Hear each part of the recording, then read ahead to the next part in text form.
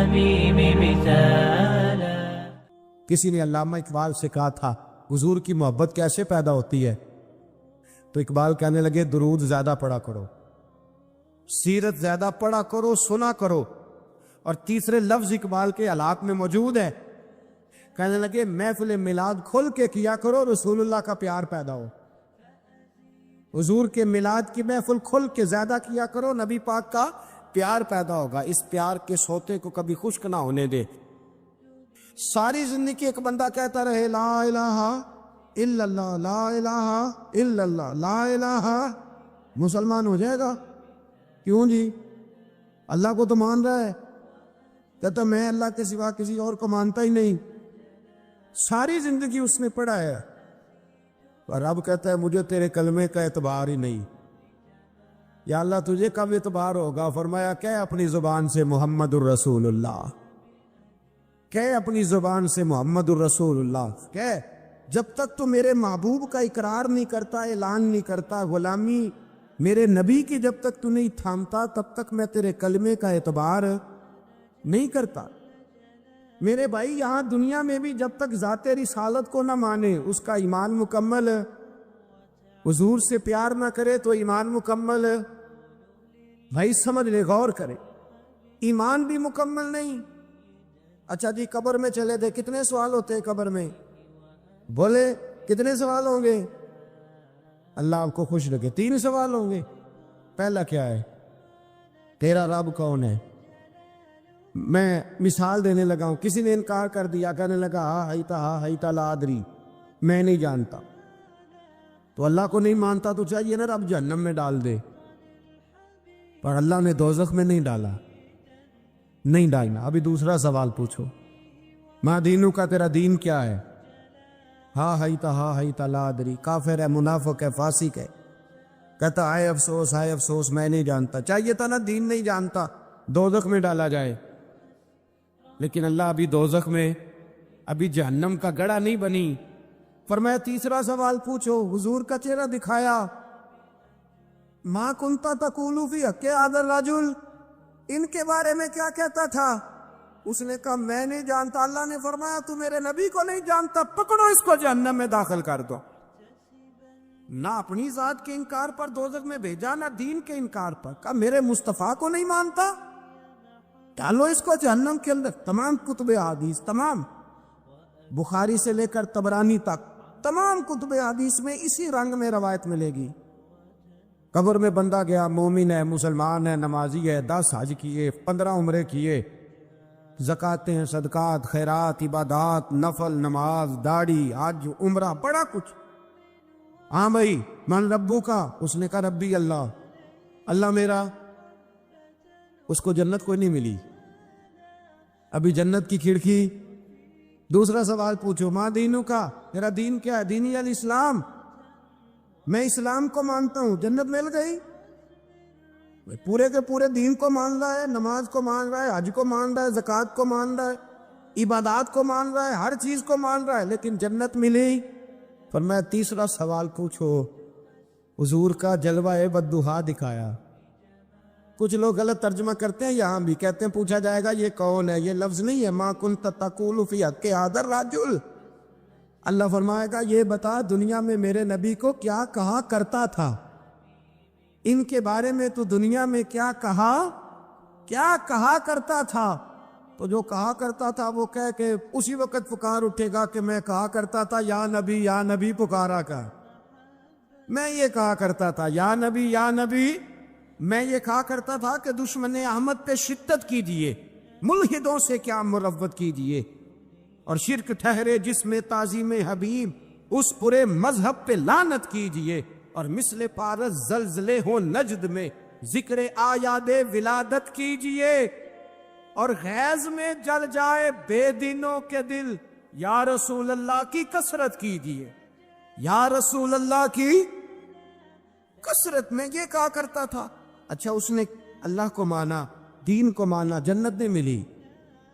جب کہنے لگا نا ہوا محمد الرسول اللہ صلی اللہ علیہ وسلم، جب حضور کو پہچانا، حضور کو، نبی پاک کو پہچانا، تو فرمایا نہیں میرے یار کو جانتا ہے، اب کھول دو جنت کا دروازہ.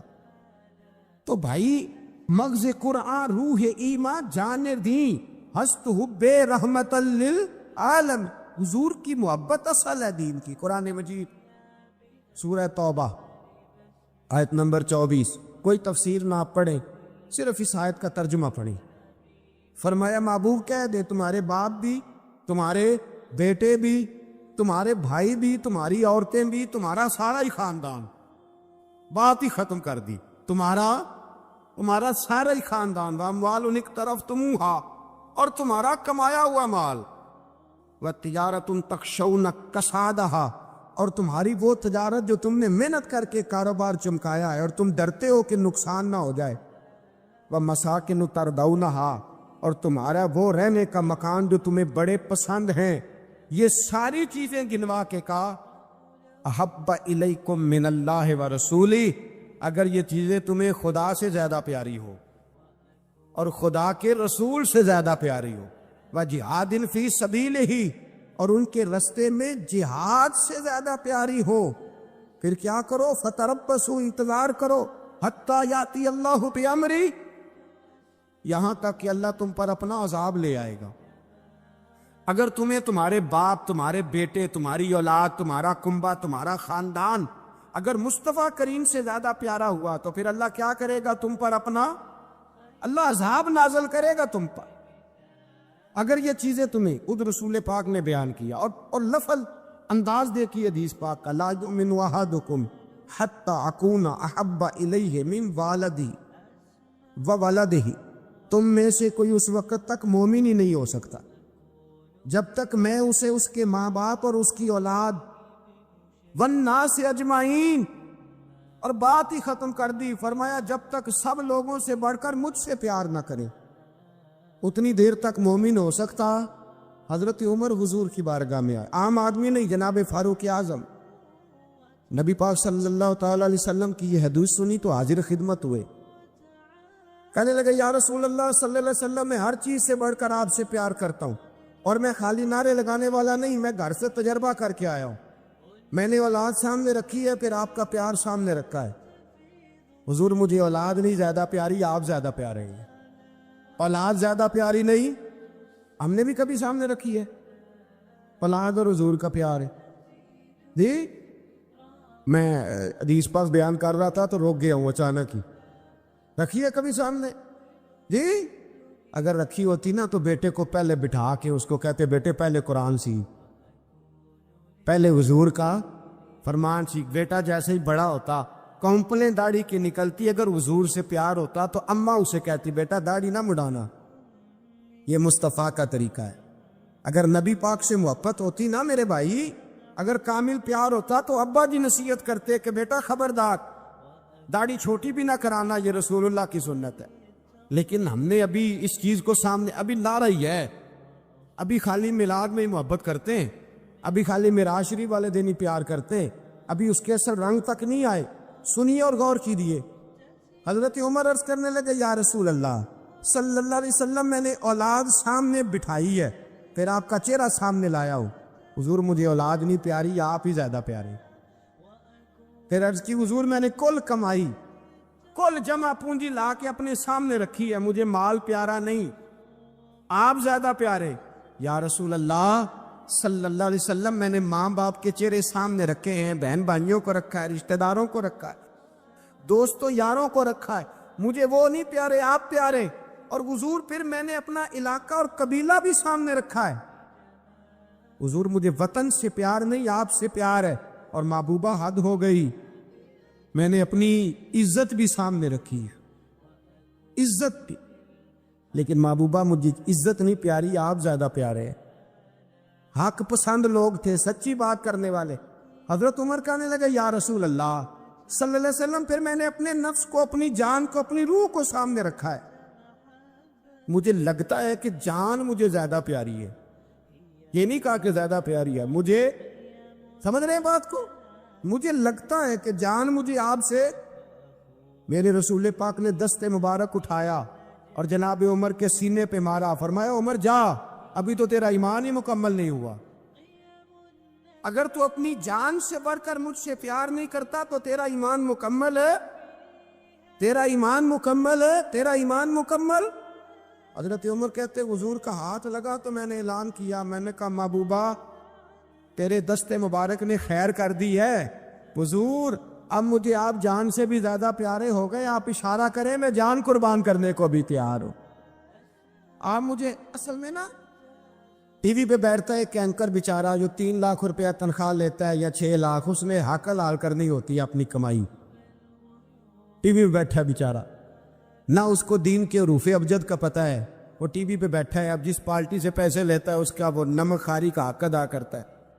کہتے جی حضور نے اپنے دشمن کو معاف کیا ہے، مولوی سخت بات کرتے ہیں، حضور نے اپنے دشمن کو، آپ کسی پارٹی کے لیڈر کے خلاف دوسری پارٹی کا بیان کبھی سنیں، اس لیڈر سے پیار کرنے والے اتنی اتنی لمبی زبانیں کھول کے ٹی وی پہ آ جاتے ہیں، اور وہ لفظ جو میڈیا پر اور اسمبلی میں ویسے ہی قانون کا حصہ نہیں وہ بھی بول دیے جاتے ہیں۔ لوگ ان معاملات میں بھی حمایت کرتے ہیں اپنے لیڈروں کی جن میں حمایت بنتی ان میں بھی، اور ذات رسالت کی بات آتی ہے تو کہتے ہیں نہیں حضور نے معاف کیا ہے، مولوی جذباتی ہوتا ہے، یہ ایسے تو نہیں نہ ہوتا، تجھے اصل میں پتہ نہیں، تو پیار کرتا ہے ڈالر سے، تو پیار کرتا ہے شہرت سے، اور جو پیار کرتے ہیں نا مدینے کے ٹکڑوں سے، جو کھاتے ہیں نا رسول اللہ کے نام کا صدقہ، جو حضور کے نام کا، امیر ملت پیر جماعت علی شاہ صاحب محدث علی پوری رحمت اللہ علیہ فرماتے پاکستان بن رہا تھا تو اس وقت تو یہی بتایا گیا تھا نا کہ پاکستان کا مطلب کیا، پاکستان کا مطلب کیا، لا الہ الا اللہ، کہتے یہ بتایا گیا تھا۔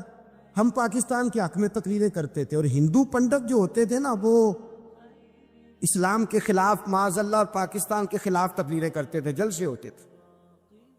پھر جماعت علی شاہ صاحب کہتے ہیں ایک جگہ ہندوؤں کا جلسہ تھا تو ایک پنڈت تقریر کر رہا تھا، اب سارے ہندو تھے، مسلمان تھا ہی کوئی نہیں، سب ہندو بیٹھے تھے اور وہ سن رہے تھے، تو معاذ اللہ اس نے تقریر کرتے کرتے نا حضور کی ذات اقدس کے بارے میں کوئی جملہ کہہ دیا، کوئی نازیبہ بات کہہ دی، اور کوئی نہیں تھا، وہ ایک ملنگ تھا، وہ پیچھے بیٹھ کے، جو دوری ڈنڈا نہیں ہوتا جن کے ہاتھ میں، اور ڈنڈا بھی کئی رنگوں کا ہوتا ہے ان کا، وہ اس نے پکڑا ہوا تھا اور وہ پتہ نہیں کیا اس میں پیس رہا تھا۔ امیر ملت فرماتے اس کے کان میں سپیکر کی آواز گئی کہ حضور کے بارے میں بات کر دی، اس نے ڈنڈا پکڑا، ملانگس آدمی تھا، پیچھے سے نکلا، کسی نے روکا بھی نہیں، اسٹیج پہ چڑھا سیدھا اور 2-4 ڈنڈے زور زور سے پنڈت کے سر پہ دے مارے، پنڈت مر گیا، پرچہ ہو گیا، مقدمہ ہو گیا، جیل ہو گئی۔ امیر ملت کہتے ہیں میں جیل میں ملنے گیا، میں جیل میں دیکھے بندہ ان پڑھ تھا، بات بڑی پڑی کر گیا۔ امیر ملت فرماتے ہیں بندہ سادہ تھا پر بات بڑی حسین کر گیا، بندہ بالکل بے عمل تھا پر بات ایمان کی کر گیا۔ آپ فرماتے ہیں میں جیل میں ملنے گیا تو میں نے کہا سائیں نہ تو نماز پڑھے، نہ روزہ رکھے، نہ تو مسجد آئے، تو عبادات کی طرف توجہ نہیں کرتا، اور تو نے اتنا بڑا کام کر دیا ہے، ہندو مار دیا ہے۔ تو پیر صاحب کہتے ہیں میری طرف دیکھ کے نا پنجابی میں بولا، کہنے لگا پیر جی مینوں دے سیدھے لفظ بھی کوئی نہیں ہوندے، مینوں کی پتا جے سیدھے لفظ بھی کوئی، مینوں نہیں پتا میرا درجہ کی ہے۔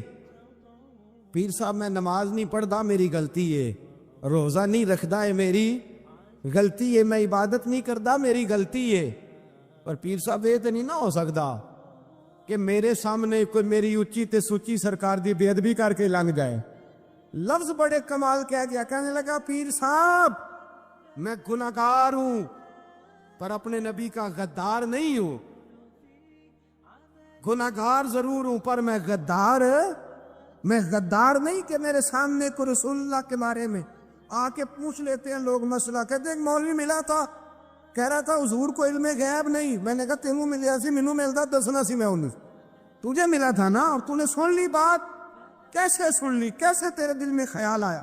وہ تیرے سامنے تیرے مصطفیٰ کے علم کی توہین کر گیا، وہ تیرے سامنے رسول اللہ کے اختیار کی توہین کر گیا، وہ تیرے سامنے بیٹھ کر نبی پاک کے صحابی کی بے ادبی کر گیا، حضور کی اہل بیت کی بے ادبی کر گیا، اور تو سنتا رہا، یہ ہو کیسے گیا؟ سنو میرے اعلیٰ حضرت فرماتے ہیں میرے باپ کو کوئی گالی نکالے میں سن لوں گا، میرے بڑوں کو کوئی برا بلا کہے میں سن لوں گا، لیکن اگر میرے مصطفیٰ کے بارے میں بات کرے گا تو زبان پکڑ کے کھینچ لوں گا۔ حضرت انس بن مالک رضی اللہ تعالیٰ عنہ ارشاد فرماتے ہیں کہ نبی پاک علیہ السلام کے جب ایام وصال قریب آئے نا تو حضور مسجد میں آنا جانا کم فرما دیا تھا، کئی دن حضور تشریف نہیں لاتے تھے، تبھی علالت کے باعث۔ یہ بھی اللہ تعالیٰ کی قدرت کاملہ ہے۔ فرماتے ایک دن نا پیر شریف کا دن تھا اور فجر کی جماعت تھی، اور جناب ابو بکر صدیق نماز پڑھا رہے تھے۔ اچانک نا حضور کا دل کیا غلاموں کو دیکھنے کو، تو حضور نے نا حضرت عائشہ صدیقہ کے مکان کے حجرے کا پردہ سرکا کے نا تو غلاموں کو دیکھا۔ اب تو ماشاءاللہ بہت سارے لوگوں نے مدینے کی زیارت کر لی ہے نا، آپ جانتے ہیں کہ یہاں کر کے ان کا مکان ہے، تو یہاں اگر سامنے امام کھڑا بھی ہو تو مقتدی دیکھ بھی لے پردہ سرکائے، تو یہ پہلے والے دیکھ لیں گے جو قریب ہیں، آخری والے تو نہیں نا دیکھ بھائی یہاں سے پردہ سرکایا کسی نے، تو یہ 5 7 10 جو قریب کے نمازی ہیں وہ تو دیکھ لیں گے، تو وہ جو صف کے اینڈ پہ ہیں وہ کیسے دیکھیں گے، اور صف کا جو امام ہے وہ کیسے دیکھے گا؟ اور حدیث میں بخاری مسلم سے پیش کر رہا ہوں، حضرت انس بن مالک کہتے ہیں نبی پاک نے جب پردہ سرکا کے چہرہ انور دکھایا نا تو فرماتے ہیں ہمیں یوں لگا کہ قرآن کا صفحہ کھل گیا ہے۔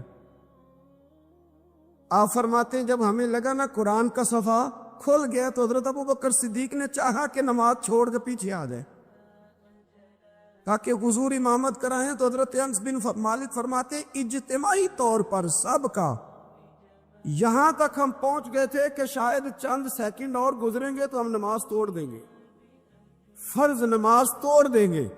ویسے کسی صوفی کا شعر پڑھیں تو لوگ اعتراض کرتے ہیں، اب حدیث سنا کے پڑھ لو خیر ہے، ویسے کسی صوفی کا شعر پڑھیں تو لوگ کہتے ہیں دیکھو جی بابے نے کیا کہہ دیا، یہ حدیث بخاری ہے اور بابا اس کا ترجمہ کرتا ہے۔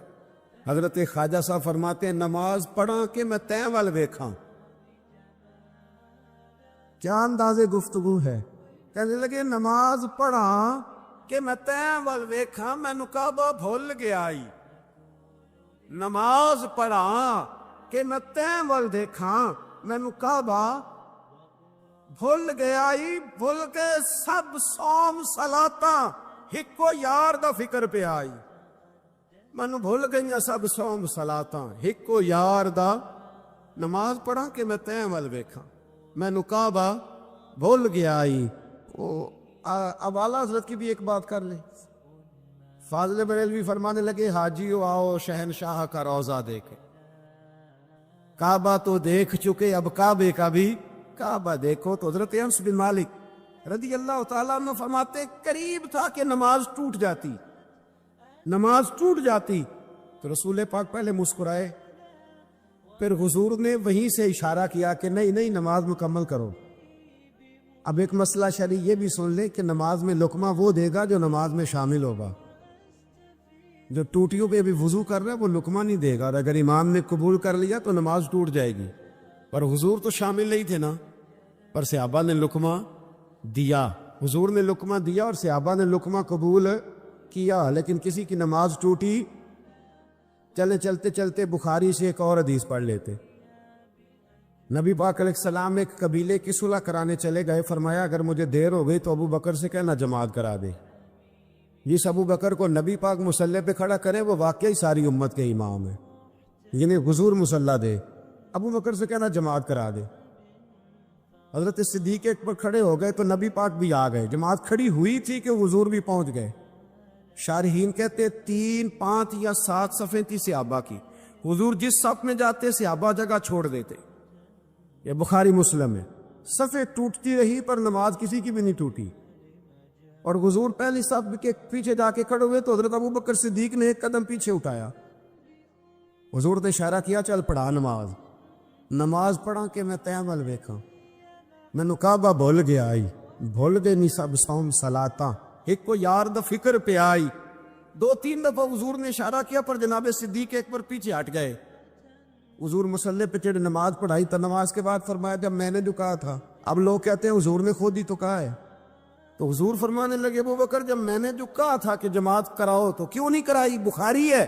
حضرت صدیق اکبر نے ہاتھ باندھے تو رو پڑے، عرض کرنے لگے حضور اب ابو قحافہ کے بیٹے کی اتنی جرت تو نہیں نا کہ نبی پاک کے مصلی پہ کھڑے ہو کے نماز پڑھائے، حضور پیچھے ہو اور یہ مصلی پہ نماز، اتنی ضرورت تو نہیں نا. تو رسول اللہ کی محبت اصل ایمان. یہ جو محبت ہوتی ہے نا، یہ شوق پیدا کرتی ہے، محبت وارفتگی لاتی ہے، محبت جینے کا طریقہ بتاتی ہے. آپ کا نا دل کرے حضور کا ذکر کرنے، اور جب آپ نبی کریم علیہ السلام کا نام لے تو پتہ چلے کسی خاص الخاص کا ذکر کیا جا رہا ہے. آپ کے چہرے کے تاثرات بتائیں کہ آپ کو مصطفیٰ کریم سے بڑا پیار ہے. آپ نعت سنیں تو آپ کا دل لگے، جمے، شوق ہو. آپ مدینہ، ایک صاحب آئے مدینہ شریف سے مجھے ملنے کے لیے، واپس آئے تو کہنے لگے حضرت صاحب آپ، میں نے ارادہ کیا ہے غریبوں کی مدد کروں گا، یتیموں کی مدد کروں گا، عمرہ میں نے کر لیا. میں نے کہا یار یہ بات تیری ٹھیک ہے، نفل حج عمرے سے بہتر تھا غریب کی مدد کرتا، پر تو یہ نہ کہے کہ میں نے اب جانا نہیں، یہ اچھا نہیں لگتا. تو کہے کہ اللہ مجھے بار بار لے جائے، ہر بار لے جائے. وہ تو فلسفہ جو بیان کر رہا ہے وہ ٹھیک ہے، لیکن جو محبت والے معاملات ہیں نا ان میں کوئی کمپرومائز ہو سکتا؟ حضور سے محبت. حضرت ابوبکر صدیق کے ابا جی کلمہ پڑھ گئے تھے جب مکہ فتح ہوا نا، تو حضرت ابو قحافہ نے کلمہ پڑھا. اب وہ مدینہ مکہ مکرمہ میں نبی پاک کی بارگاہ میں کلمہ پڑھنے حاضر ہوئے. جناب صدیق اکبر بڑے راضی تھے، ان کے بچے بھی مسلمان تھے، بچیاں بھی مسلمان تھیں، پوتے بھی مسلمان تھے، نواسے بھی مسلمان تھے. حضرت صدیق اکبر آج بڑے راضی ہیں کہ دیکھو میرے ابا جی بھی کلمہ پڑھ گئے. بڑے راضی، بڑے راضی، اور اتنے راضی کہ کبھی یہاں بیٹھتے، کبھی وہاں بیٹھتے، کبھی حضرت علی کو بتاتے، کبھی حضرت طلحہ کو بتاتے، کبھی حضرت زبیر کو بتاتے، کبھی عمر فاروق کو، کبھی عثمان غنی. یار دیکھا تم نے، اللہ نے کرم کیا، میرے ابا جی بھی مسلمان ہو گئے، اب میری 4 نسلیں حضور کی غلام بن گئی. کیا بات ہے. جب ان کی کیفیت دیکھی نا، قلبی کیفیت، تو نبی کریم صلی اللہ علیہ وسلم نے کہا ابو بکر تمہیں مبارک ہو، ہمارے والد بھی مسلمان ہو گئے. جب کہا نا مبارک ہو تو صدیق اکبر رو پڑے، اٹھ کے حضور کے قریب گئے، نبی پاک کا دست مبارک پکڑ کے چوم لیا، عرض کرنے لگے یا رسول اللہ مجھے اللہ کی عزت کی قسم، میرا باپ مسلمان ہوا ہے، میرے کلیجے میں پھول کھل رہے ہیں، دل ٹھنڈا ہو گیا ہے، لیکن حضور میں قسم اٹھا کے کہتا ہوں اگر آپ کے چچاؤں میں سے کوئی کلمہ پڑھ لیتا نا تو مجھے اپنے باپ کے کلمہ پڑھنے سے زیادہ خوشی ہونی تھی. اگر آپ کے چچا میں سے کوئی، نہیں سمجھ آئی آپ کو میری بات، اگر ان میں سے کوئی ابو لہب، ابو سفیان، ابو طالب اور ان سب میں سے کوئی شخص کلمہ پڑھتا، آج مسلمان ہوتا، تو مجھے زیادہ خوشی ہوتی. نبی کریم صلی اللہ علیہ وسلم نے جب ان کی طرف غور سے دیکھا تو عرض کرنے لگے یا رسول اللہ صلی اللہ تعالیٰ علیہ وسلم، اصل بات یہ ہے کہ جب اگر چچاؤں میں سے کوئی کلمہ پڑھتا تو آپ نے زیادہ راضی ہونا تھا، اور حضور مجھے اپنے راضی ہونے سے آپ کا راضی ہونا زیادہ اچھا لگتا ہے. آپ کی رضا، آپ کی طبیعت. یارو ہم لوگ پتہ کہتے میں جی بڑا اصول پسند ہوں جی، میں سیدھا سیدھا چلتا ہوں. بھائی اصول پسند اور ہوتا ہے، محبت والا اور ہوتا ہے. ایک اقرا بن حابس رضی اللہ تعالیٰ عنہ کہتے ہیں میں نے ایک دن عرض کی یا رسول اللہ آپ بچوں سے بڑا پیار کرتے ہیں، میں تو نہیں کرتا، میں تو ذرا کھینچ کے رکھتا ہوں، ڈانٹ کے رکھتا ہوں. تو حضور فرمانے لگے تیرے دل سے اگر اللہ نے رحمت کو کھینچ لیا ہے تو میں کیا کروں، مجھے تو اس نے رحمت للعالمین بنایا. اصول پسندی اور ہوتی ہے اور محبت اور ہوتی، ان دونوں میں فرق ہوتا ہے. ہم لوگ کہتے ہیں جی میں اصول پسند ہوں جی، پابندی سے نماز پڑھتا ہوں، روزہ سیدھا سیدھا چلتا ہوں جی، میں اس چکر میں نہیں پڑھتا کہ میں غلامی کروں، میں محبت کروں، میں نعت پڑھوں، میں محفل میں جاؤں، یہ کام میں نہیں کرتا. حضرت عمر فاروق رضی اللہ تعالیٰ عنہ سے بڑا تو اصول پسند کوئی نہیں نہ ہوگا. یعنی بہت بڑا چودھری بھی اگر اپنی گلی کے اندر، حضرت ابو سفیان جیسے لوگ مسلمان ہو گئے، کلمہ پڑھ لیا، اور جناب ابو سفیان رضی اللہ تعالیٰ عنہ نے اپنے گھر کے اندر نہ تھوڑی سی سامنے اینٹیں رکھ کے جگہ بنا لی، تو حضرت عمر کو پتہ چلا تو فرمایا جیسے بنائی ہے ویسے وہ کھیڑو بھی، آپ نے لوگوں کا رستہ تنگ کر دیا. اصول پسند آدمی، اصول کی بات آئے تو بیٹے کو بھی معافی نہیں، کسی کو معافی نہیں، بڑے اصول پسند تھے. اتنی لوگوں نے کہا عمر تو بڑا اصول پسند ہے، پر یہ مسجد نبی کی گلی میں جو نبی پاک کے چچا حضرت عباس کا پرنالہ لگا ہوا ہے اور وہ سب لوگوں کے کپڑے کیچڑ سے بھر دیتا، وہ پرنالا نہیں نظر آتا، گلی میں لگا ہے۔ اب تو ہمارے پرنالے اور طرح کے ہیں نا، تو جو حرم شریف میں آپ میزاب رحمت ہے وہ دیکھا نا آپ نے، وہ پرانے زمانے میں جو لوہے کے پرنالے ہوتے تھے، تو وہ واقعی پوری گلی جو تھی نا وہ گزر کوئی نہیں سکتا تھا، اتنا اچھا شاور ہوتا ہی کوئی نہیں تھا جتنا وہ ہوتا تھا۔ وہ بڑا تگڑا قسم کا پرنالا ہوتا تھا، تو کوئی شے نہیں گزر سکتی تھی بڑی دیر تک۔ بارش کے رکنے کے بعد بھی ساری چھت سے جب تک پوری مٹی اور پوری توڑی ساری نہیں نا اتر جاتی تھی، تب تک وہ پرنالا نہیں سانس لیتا تھا، تو پرنالا بہتا تھا۔ اور وہاں سے بڑا مین گلی تھی مسجد کو آنے کی، لوگوں کے کپڑے آلودہ ہو جاتے، اتنے لوگوں نے حضرت عمر سے کہا یہ پرنالا نہیں نظر آتا، یہ نہیں اصول پسندی؟ تو جناب عمر فاروق رضی اللہ تعالیٰ عنہ فرمانے لگے اتار دیتے ہیں پرنالا، یہ بھی اصول پسندی ہے، اتارتے۔ حضرت عمر فاروق نہ گئے، اور شارحین نے لکھا ہے کہ اونٹ کے اوپر بیٹھ کر آپ نے یوں پکڑ کے نا پرنالا کھینچا، اور جناب عباس کے گھر والوں سے فرمانے لگے 4 کونے ہوتے ہیں گھر کے، چھت کے 4 کونے ہیں، کسی اور میں لگا لو پرنالا، کو ضروری ہے کہ نمازیوں والی گلی پہ لگایا جائے؟ یہ کہہ کے آ گئے، کسی کی جرت تھی بات کرے؟ حضرت عباس آئے تو لوگوں نے آ کے کہا کہ عمر نے پرنالا اکھیڑ دیا اور فرمایا کہ 4 کونے کہیں اور لگا لو، تو حضرت عباس مسکرائے۔ لوگوں نے کہا مسکراتے کیوں ہو؟ فرمانے لگے کوئی مسئلہ نہیں، عمر خود آ کے لگا کے جائے گا، جیسے اکھیڑا ہے ویسے۔ لوگوں نے کہا وہ عمر ہے، عمر کو بدلنا اور اس کی بات کو بدلنا، اور اتنی جرت کہ وہ لگا کے جائے، جس بندے کو دیکھ کے شیطان گلی کا رستہ بدل جاتا ہے، آپ اس کی بات کر رہے ہیں۔ فرمایا میں نے کہہ دیا نا عمر لگائے گا، تو انشاءاللہ عمر لگائے گا۔ حضرت عباس مسجد میں آئے، نماز پڑھی، تو کہتے میں نے بات چھیڑی دی۔ عمر خود کہنے لگے کہ حضور آپ سے تو امید نہیں تھی۔ حضرت عباس سے کہنے لگے بھئی جگہ بھی ہے، 4 کونے ہوتے ہیں گھر میں، کو ضروری ہے اسی کونے پہ لگے جہاں سے نمازی گزرتے؟ یہ بخاری مسلم کی حدیث ہے۔ حضرت عباس کہنے لگے عمر 4 کونے ہیں، میرے پاس جگہ بھی ہے پرنالے کی، میں نے بھی کئی دفعہ سوچا تھا وہ کھیڑ دوں، اور میں بھی اسی گلی سے گزرتا ہوں، میرے کپڑوں میں بھی کیچڑ بڑی دفعہ پڑا ہے، پر مجبوری یہ ہے وہ کھیڑ اس لیے نہیں سکتا کہ یہ پرنالہ میرے نبی کریم نے اپنے دستے مبارک سے لگایا تھا۔ فرمایا میں مکان بنا رہا تھا، چھت بنا رہا تھا، تو حضور اچانک آ گئے، اور کئی لوگ گواہ ہیں اس کے، رسول کریم تشریف لائے، اور نبی پاک علیہ السلام نے فرمایا لاؤ چچا تھوڑا میں بھی کرتا ہوں، اور پھر میرے نبی کریم صلی اللہ تعالی علیہ وسلم نے اپنے دستے مبارک سے یہ پرنالہ لگایا تھا۔